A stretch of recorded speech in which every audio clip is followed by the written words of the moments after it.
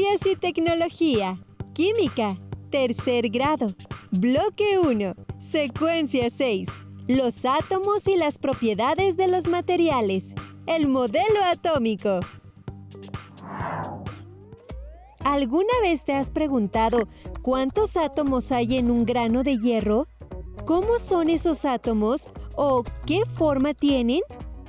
Las primeras ideas detalladas sobre la existencia de los átomos y su estructura aparecieron en la primera mitad del siglo XIX.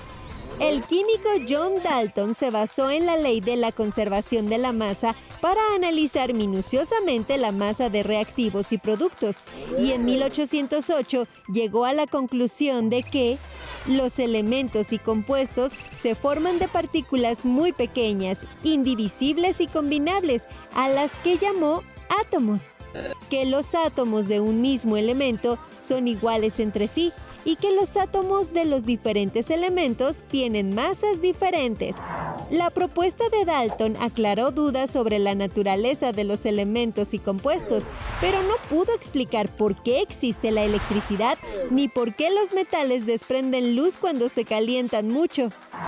A finales del siglo XIX, Joseph John Thomson experimentó con tubos de rayos catódicos para descifrar la naturaleza de las cargas eléctricas y concluyó que el rayo se compone de partículas con cargas eléctricas que salen del cátodo y se dirigen al ánodo a través del vacío. Thomson quería saber si el rayo y las cargas son cosas diferentes.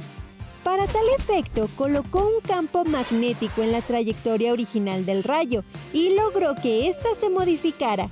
Así concluyó que el rayo es el flujo de partículas con carga eléctrica. Más tarde, colocó un campo eléctrico y notó que el rayo se curva hacia la carga positiva.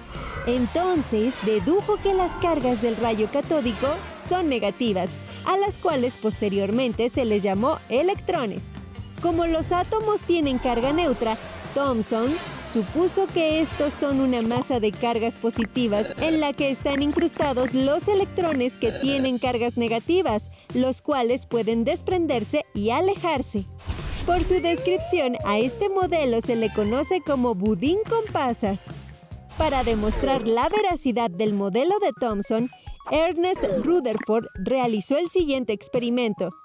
Disparó partículas alfa de carga positiva en una finísima lámina de oro, pensando que si el modelo de budín con pasas era correcto, las partículas alfa tendrían que atravesar la muestra.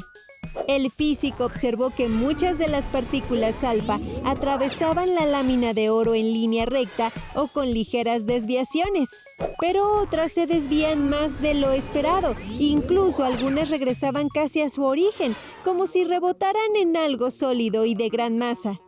Rutherford concluyó que la carga positiva del átomo se localiza en una partícula muy pequeña ubicada en el centro y que la masa de dicha partícula es prácticamente la masa del átomo. De esa manera descubrió el núcleo atómico y que los electrones giran a su alrededor, atraídos por fuerzas eléctricas. Rutherford dibujó el átomo como un sistema solar en miniatura. En 1913, Niels Bohr planteó que los electrones giran en órbitas con diferentes niveles de energía, considerando las nuevas ideas de la llamada teoría cuántica. Así concluyó una serie de restricciones. Una de ellas consiste en que los electrones, al moverse en su nivel, no irradian energía, y desarrolló 3 postulados. El primero señala que los electrones se mantienen en su órbita mediante el equilibrio de 2 fuerzas, la de atracción y la centrífuga. El segundo señala que las órbitas tienen un radio atómico. Los electrones se mantienen en una órbita, pero es posible que pasen de una a otra. Y el tercero dice que cuando un electrón pasa de una órbita más cercana al núcleo a una más alejada, absorbe energía. Pero cuando pasa de una órbita más alejada del núcleo a una más cercana, emite energía. Entonces, algunos materiales emiten un tipo particular de luz cuando se calientan, en correspondencia con los cambios de niveles de energía de sus electrones. Cada científico retomó los trabajos previos y propuso nuevas teorías para explicar otros aspectos del átomo.